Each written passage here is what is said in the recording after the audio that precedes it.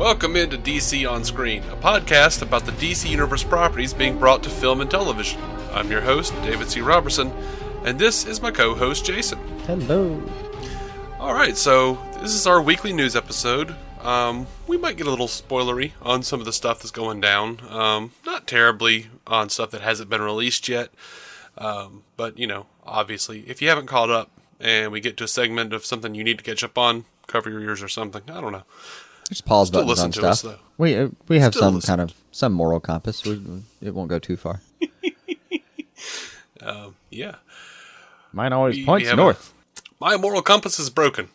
It was...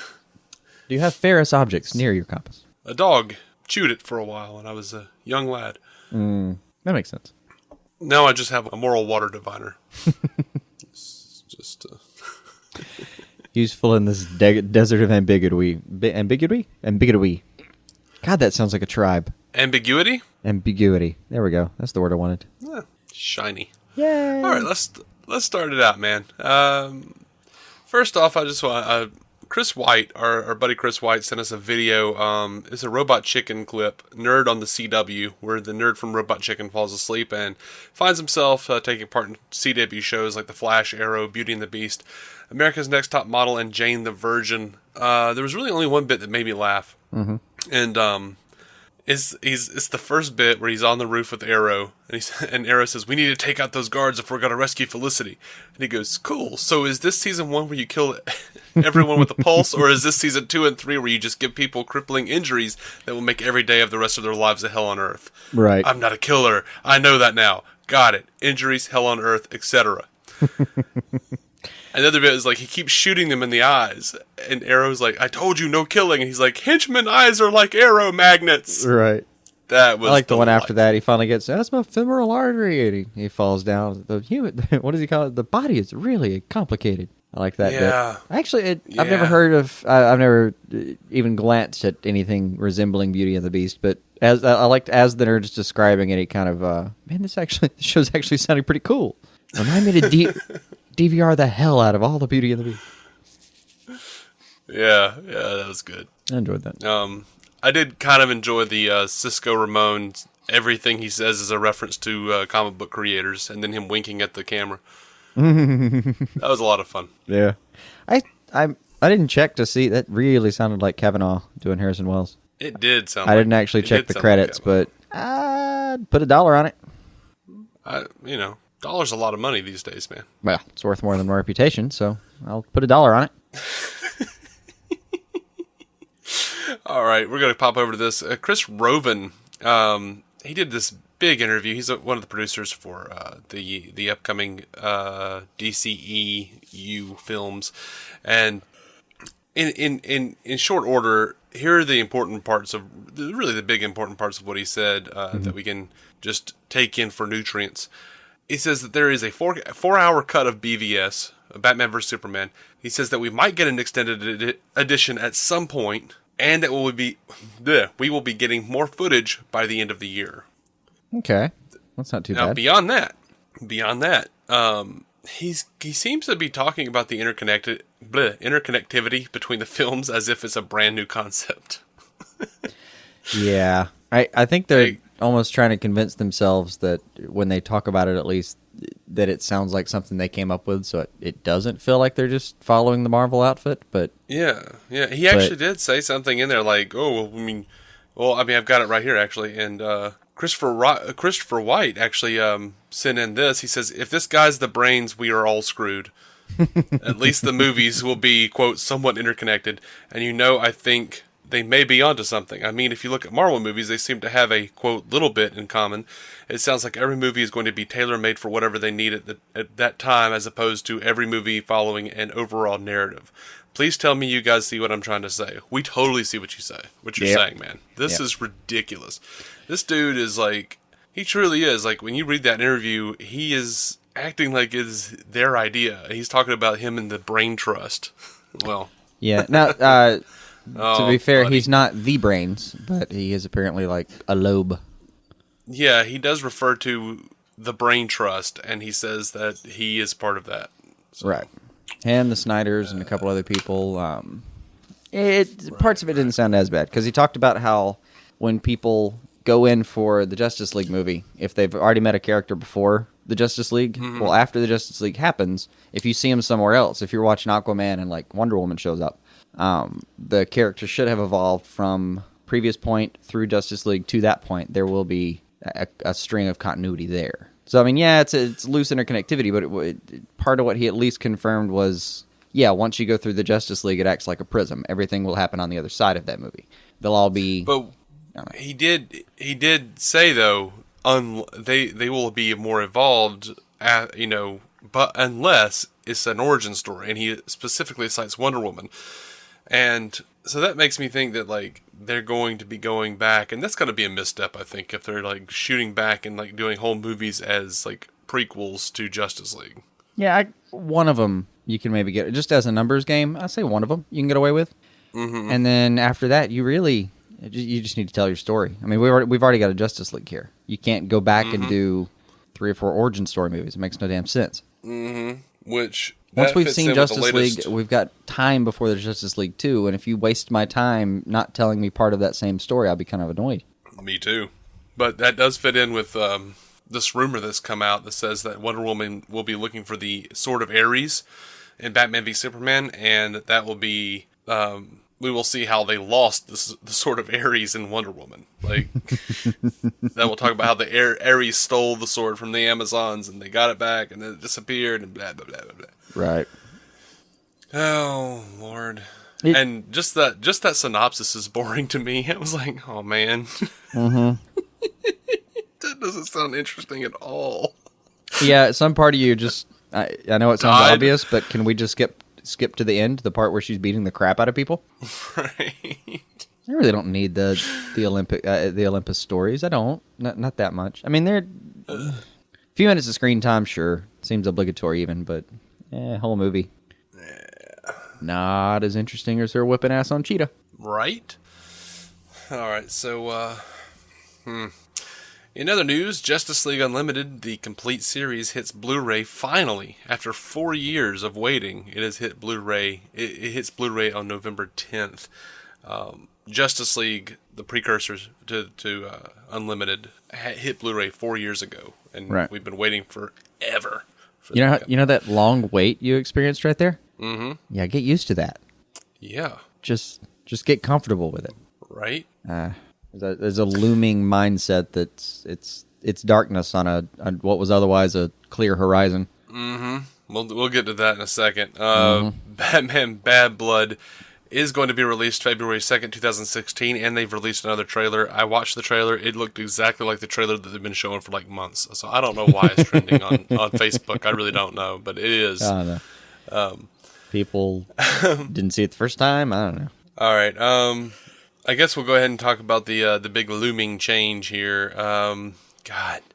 Oh, you didn't want everyone to practice waiting a little bit longer? No, we're not going to be like this dick. There's a new bar for the show. Let's set that standard there. We're not going to be like this dick. Yeah, basically, if you're if you are one of the people who really like to catch up on things like Gotham and Flash and Arrow and Supergirl and that kind of stuff on Netflix, well, you're screwed. Mm-hmm. Jeff Bukes said that basically they're going to wait several years after they premiere on TV to start putting them up on Netflix. Right. And the basic reasoning behind this is that they had subpar third quarter earnings. It, quote, disappointed investors. And, I don't want to sound financially ignorant, but fuck those guys. Yeah. The whole thing, though, is that they want to put it on demand or an on-demand type service. So people would have to pay to have it. Right. They want to put the money back into, or the exclusivity back into the pay for cable or satellite packaging services, which is, as they think it's the freaking pot at the end of the rainbow, man. It's did he not use the words golden goose? Yeah, I think I saw that somewhere, but I wasn't certain. I believe I saw the words golden goose. It seemed like an extremely transparent thing to say in a press release. Mm-hmm. Yeah. I mean, he might as well have scribbled in pictures of him fucking audience members in the ass in the margins of the goddamn press release. Like, what are you doing to these people? Yeah, well. And really, like, okay, it is. You called it short-sighted earlier. I didn't know if I could really describe it any better than that. It's incredibly short-sighted. Of course it is. You're not going to get even the ad revenue you're getting from going to Hulu right now, and that's what they do. Is most of these shows hop to Hulu. Hulu has a few rules about when they come and go. You know, you've got it for, I forget what the period of time is. It's like a month or two. You've got it on Hulu, and it's after the 24-hour mark. So, you know, for us right now, it's Monday night. Gotham's airing here in a minute. You know, it'll be available tomorrow on Hulu. Hop in, check up on it there, catch up. You can go ahead and get back to your TV in time. And the hilarity for all of that is that it's all of that's still going to be dependent on Nielsen rating. So unless you actually have a Nielsen box, who the hell cares if you get to your TV? Yeah. There's a few guys, there's, you know, for any given area, X amount of people that they feel represent you. And if they didn't get back to their TV in time, sorry. So that part's inane as it is. But you were already going to go, get the money you can for that. No, instead they're going to make you pay for the actual things because apparently you don't own a DVR that you're already paying for. It doesn't cost any extra money to just hit record on that stuff. Yeah. There's no way they win money out of this thing. It's absolutely absurd. No. Like, by the time they actually get to Netflix, and they say Hulu as though they're going to actually release a show there. They're not. They're going to put them on Netflix. But by the time they get there, you'll have forgotten that these shows even exist. I don't think it will get to the several years mark, as they put it anyway. Mainly because I think this guy's going to lose his job before that happens. Yeah, wouldn't you think? Because, I mean, when you look at the landscape of television, it's going digital anyway. It's going streaming anyway. It's ratings suck. They just do. And like, they're still overall trying to ratings are going down, and it's not because people are watching less television. It's because they've lost track of how to keep accurate track of those things. Yeah. So, you know, what happens when you force people to go outside of Netflix or Hulu and pay for this separate service? Well, first of all, people aren't going to pay for that separate service. A lot of them won't. No. A lot of them will just go and torrent the damn thing and be done with it. Absolutely. Then a lot of them will say, well, no, I'll just wait until the DVDs come out then, because I'll save money. Mm-hmm. Instead of paying $10, $20 a month, I'll just pay, $30 to get the DVD set when it comes out. Right. Oh, okay. Done. So where's the press release saying that you're no longer putting anything on DVD? Which, by the way, I can't find Constantine season 1 on DVD. So I'm pretty pissed about that. Yeah, I know. But I know. I was hoping for some extra footage or something. No, none of that's available right. yet. So anyway, they're just shooting themselves in the foot. Whatever. They are. And I mean, that could be part of the plan. It sounds weird because it's kind of supposed to. It's a backdoor plan to make sure that you have to buy the DVDs if you want to watch this show. But right. Again, by waiting years and giving yourself this drought, you get off the top of mind. You get out of the. You have the relevancy of like Taxi. No one remembers you. Yeah. Oh man, unfortunately this is just one of the growing pains. This is one of the blocks that we're going to stumble over in this new frontier of digital media. Right. No one knows what the hell to do with it. And no one knows what's going on. The Time Warner people haven't wowed me exactly with their ability to adapt to it either. So I don't know. I'm telling you, man, Warner Brothers, actually all of them are flailing pretty heavily. Like Warner Brothers, NBC is flailing. NBC they don't know what the hell to do. Not get their shit together right now. They do, and CBS is really bad. I mean, we talked about this the other day. They announced this new Star Trek series that's coming out. Yeah, but they're going to release the first episode on CBS on the network, and then all subsequent episodes will be released on CBS All Access, right, which is a $6 a month streaming service. There's no part of that that's a good idea. No. $6 a year. I would have given you $6 a year. Like, they way overstated their price point for this crap. Even if it's a show that you really like. I mean, even if it's the next Star Trek. Are you really going to pay $6 a month for that shit? Absolutely not. There's no way. Like, if they had told you 99 cents, you might have begrudgingly given them their money. Maybe. Mm-hmm. Right. Even at $1.99, I don't know if I have to watch Star Trek. Yeah, if they're smart, they'll at least offer them up on like Amazon for like $1.99 an episode. Right. But full-fledged downloads. Even that's kind of ridiculous. Yeah, it really is. Anyway, but it's going to be their flagship. That's what's going to take them into the new. Yeah. Because that didn't backfire 20 years ago. Right. Or in the 70s when they tried it the first time with Phase 2. They really just they really don't learn. They do not. And there have been volumes written by extremely competent people. Nerds, yes. Competent, also. Those two travel together a lot. Judith and Garfield Reeves Stevens. Yeah. Specifically. But, yeah. Anyway, on to some...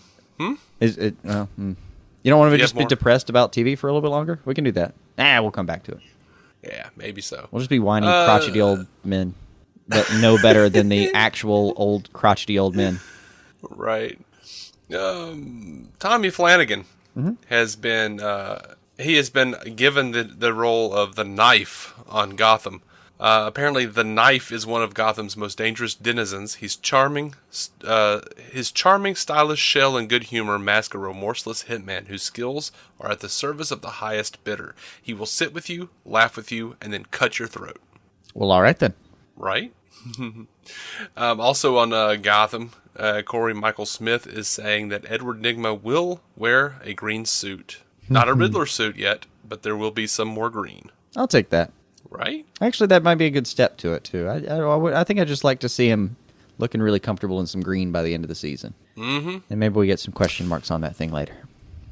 We can, I will happily pop over real quickly to Arrow. Mm-hmm. Stephen Amell said recently that there is going to be another big fight coming with another Wilson. Someone related to Slade Wilson. So I don't know. I didn't know where he was going with that yet. Yeah, Slade on the show has mentioned Joe, which is Jericho in the comics. So it could be Joe Wilson, could be his son. It could be Grant. It could be Adeline. It could, or they're going to hold there are a lot something. of Wilsons, right? There are a lot of Wilsons floating around in the comics. I see no reason for them to hold cloth any damn thing, honestly. But that's never stopped them before, right? Don't get me wrong. It seems like it would probably be Joe. Diggle worked out. We're just saying. Diggle did work out. Can't all be bad, but it could. I am really excited about some of this Supergirl news. Oh, did you catch news about somebody coming back from Diggle's past? No, I didn't see that. They weren't too outright with it, but he said something about somebody was going to come back from his past to kind of shock the viewers. I don't know. It sounded kind of like Andy Diggle's alive somewhere. Oh, that wouldn't be surprising. Wouldn't at all. Death means nothing. Who cares? That means nothing to me. Yeah. If I'm ever in a bank and get caught up in a robbery and accidentally shot, I hope Arrow's filming near me because I'll be fine. Yeah. I'm going to pop over to Supergirl real quick. And so Heroes star Tawny Cypress is apparently going to be on Supergirl later this year. She's been cast as an anti-alien U.S. senator named Miranda Crane. So that kind of sounds cool.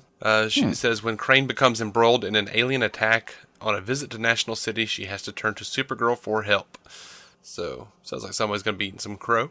Aww. I know it's just me, but is it just too much to... I kind of get...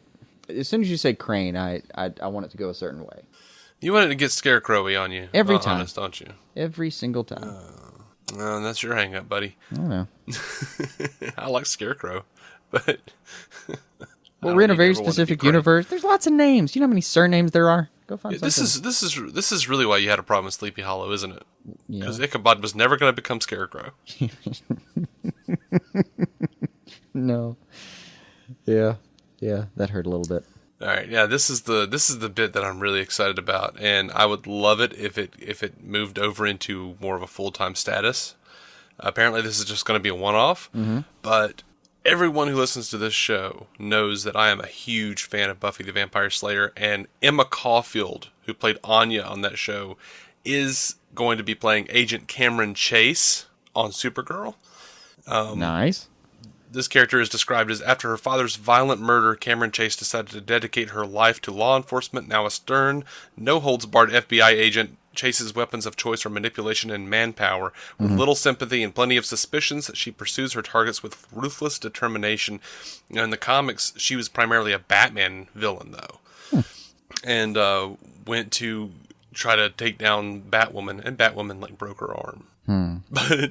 But she's a badass character in the comics. I would love to see Emma Caulfield play that on a she actually does become a DEO agent in the comics. So I would love to see her maybe even take over once Henshaw goes off the reservation. Right.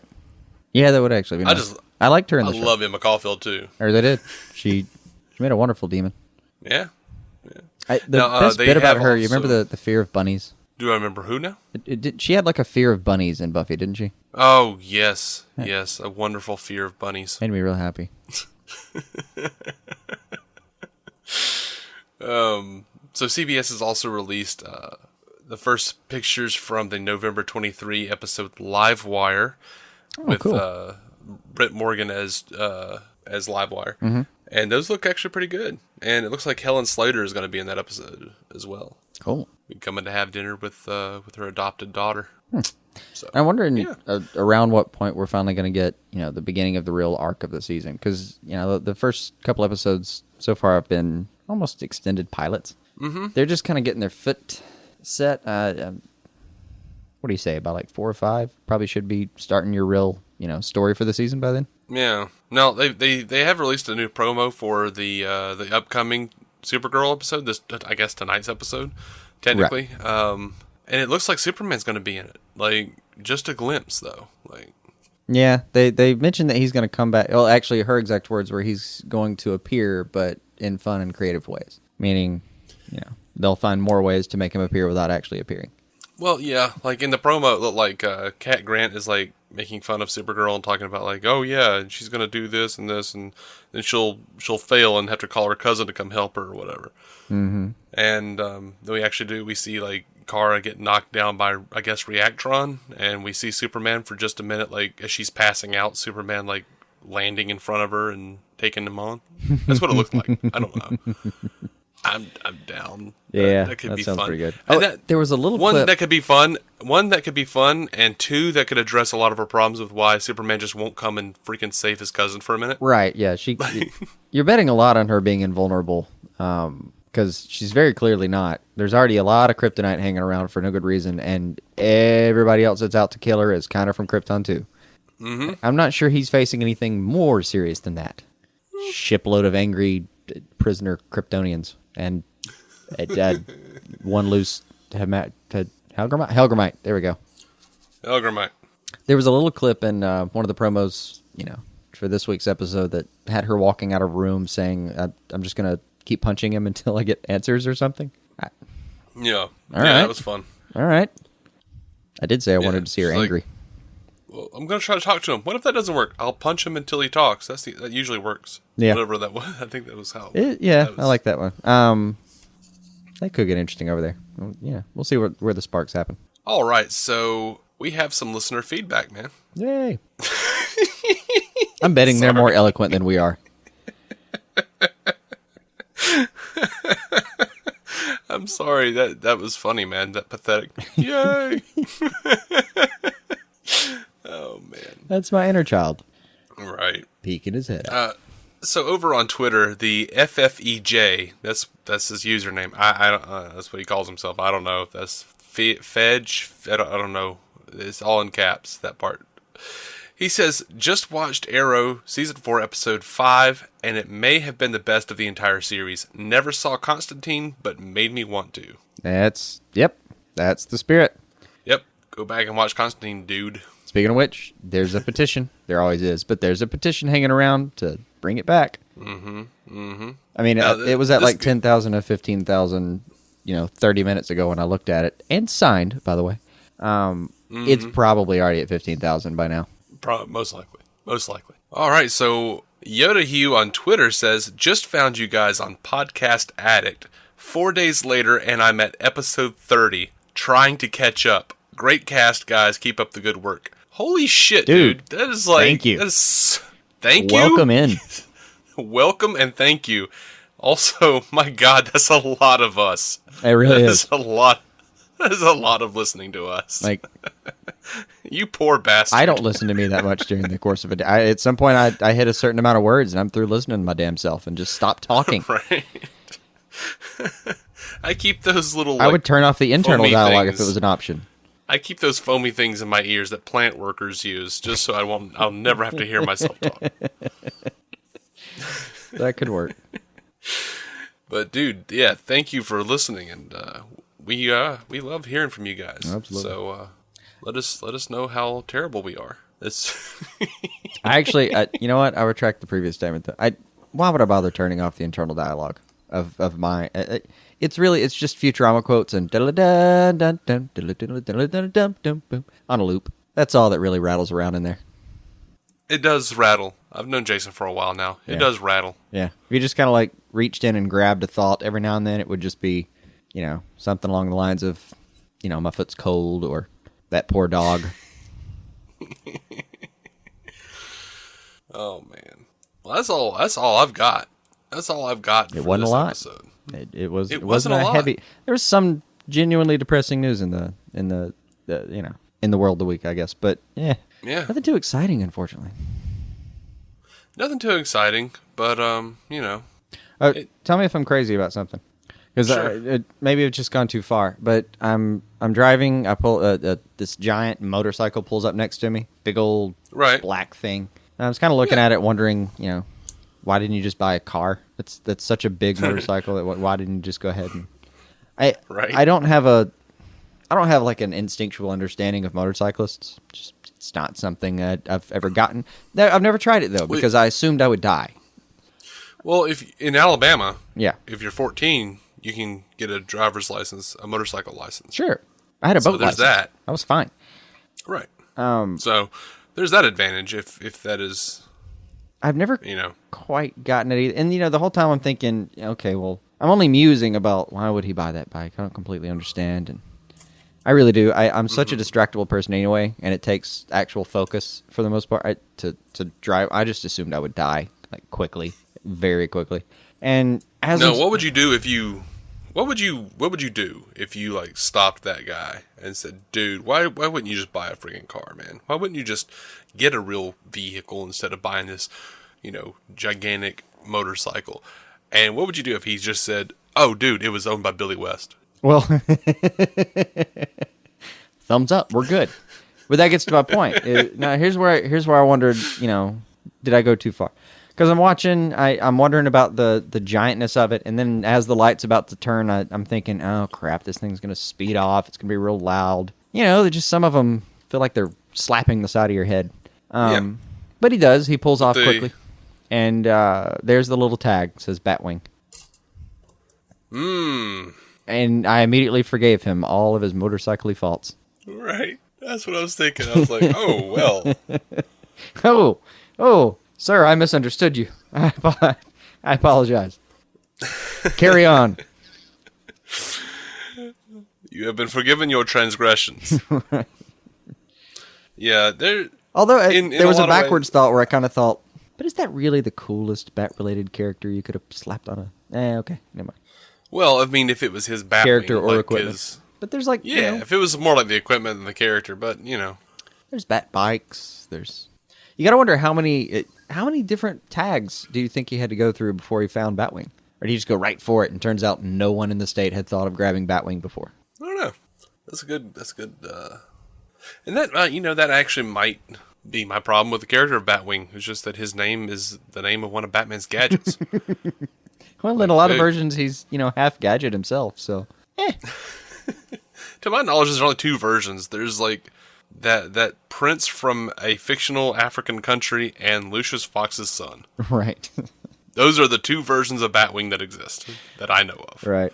One of them that was heavily steeped in Batman ink, which we shall not speak of here. It's very confusing. And I just assumed that, when I picked up my copy of Batman Inc., someone had already stolen these shrooms that are supposed to be hidden in the side of the front cover. That I assume make it easier to understand Batman Inc. And surely Morrison would mandate that. Yeah, it should. If you tear off the corner where it says, what does it say on the corners about like approved by the so and so? I have no idea. Oh, that's killing me. What's the something Comic Book Authority or something? Oh, the Comics Code Authority that was done away with years and years ago. Yeah, but I just always assumed that if Morrison had his chance, he would have had like blotter acid applied to that thing where if you tore it off and stuck it on your tongue, it was a whole new thing. That sounds right. Sounds very Morrison-y, right? That sounds like something he would do. Right. Right. Yeah. Well, they had the little plastic pouch full of the shrooms, but Morrison popped by the warehouse before they shipped, and well, that was the end of that. The bad news is no one got shrooms. Good news is there will be an Arkham Asylum sequel. And a delightful Fat Man on Batman coming up. Right. I was in the warehouse where they were shipping all of the issues of Batman Incorporated, and I was checking the mushroom pouches for quality. Right. And unfortunately, I got a bit carried away. Being a bit thorough. Next thing you know, I'm flying around the rings of Saturn. There are these little silvery globes, and they're telling me the meaning of the universe. And there, I finally understood Batman's true pain. And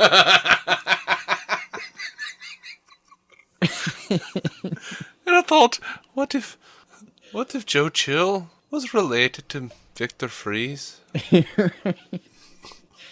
I'm sorry about Damien. I killed him. I created him, but then I killed him. Right. They brought him back. It wasn't my doing. That'll be coming out in 2016 somewhere. Hopefully in Q3 to save those freaking investors who are so, I don't know, not broke, I assume. Right. I don't know.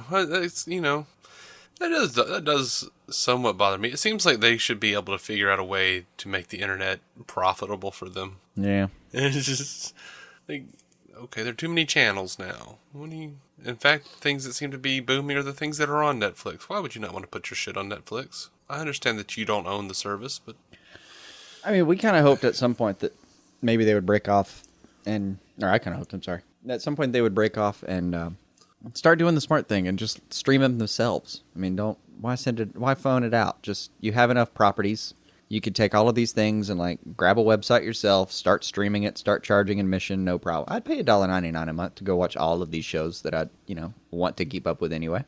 Yeah, but that's the problem. They don't want $1.99. They want $6 or $7. Right. They want $10. They want the same thing Netflix is getting, but they don't realize that Netflix and Hulu, people pay for those services, but they get a lot of different things. They get tons of movies. They get tons of television shows. Yeah. Whole back catalogs.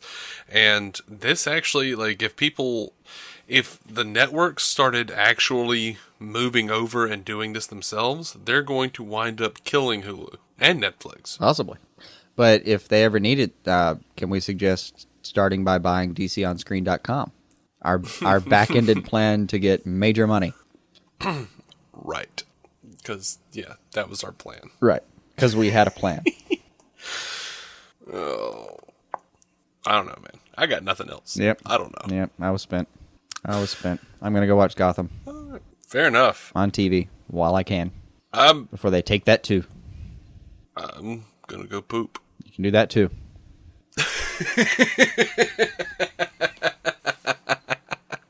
It's every man's right. Right? I might have been choosing to watch Supergirl because apparently I have to make that choice. If it wasn't for that penguin scene at the end, that was a good climax. Mm-hmm. I enjoyed that. Well, I have it on good authority. A good authority. Yeah. Mm-hmm. Hopefully not a Shannon Doherty. I have it on good authority that this is going to be a Barbara-centric episode. Well, I guess I will be watching Supergirl. Right? We are DC on Screen. You can find us on iTunes and Stitcher, and we really do like getting those 5-star ratings and reviews, and that's how you help us if you can. And we're also on Twitter because people have started talking to us on there, so that works. It's fine. We are a member of the Giant Size Team Up Network, and you know who else is? Our friends Matt Carroll and Jeff Randall of the Marvel Cinematic Universe podcast. They're a lot of fun. If you dig Marvel, go check them out. we will be back, next week with all of our normal reviews and news. So, until that time, keep some DC on your screen.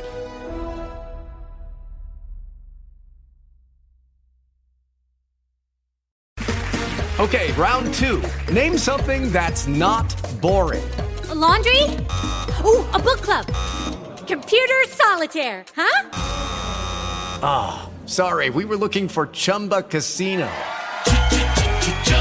That's right, ChumbaCasino.com has over 100 casino-style games. Join today and play for free for your chance to redeem some serious prizes. ChumbaCasino.com. No purchase necessary. Void where prohibited by law. 18+ terms and conditions apply. See website for details.